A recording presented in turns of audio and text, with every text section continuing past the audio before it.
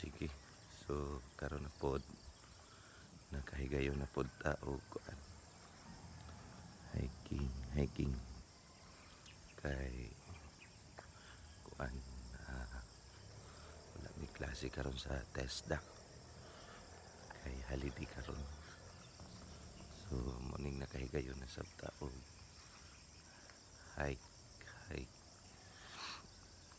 So gikinahanglan gyud kaayo na to ang exercise sa atong lawas sa sayong kabuntagon niya atong panahon karon madag-o mo no mo nang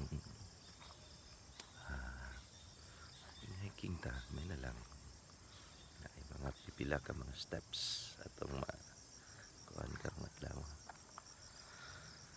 So karon god no imo na pud ta sa bulaton sa Ginoo karong lawas salamat nga itagaan na pud ta higayonan sa Ginoo nga makabuhat sa mga nagkalanlaing mga buluhaton nato karon. So munang nindot yun ang pagka hiking puta o ginagmay.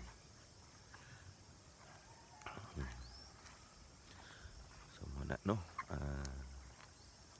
ito lang padayon lang ta no sa atong mga ginahimo sigurohon lang yun nato no nga ang atong ginahimo adlaw-adlaw dili supak sa Dios kapalipay sa Ginoo nang matud pa sa pulong sa Dios unsay makita nato nga buluhaton just do it no mo lang nato nga kahimayaan para sa kahimayaan sa Dios. So muna no nindot jud nga kining makahimo ta sa adlaw-adlaw na to nga buluhaton. So muna no to lang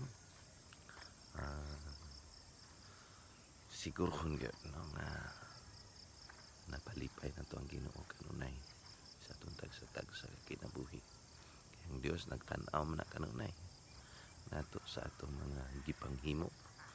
Walay butang nga malilong sa Dios atong gihimo. Ug daghang salamat no sa pagtan-aw sa akong video.